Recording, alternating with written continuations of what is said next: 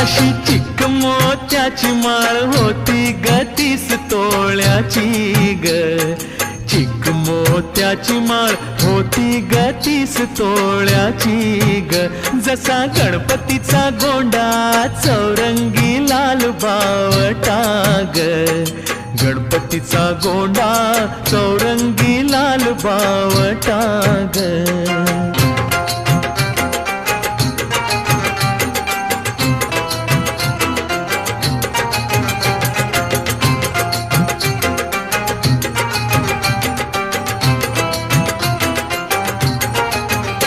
या चिकमाळेला रेशमी मौचार दोराग.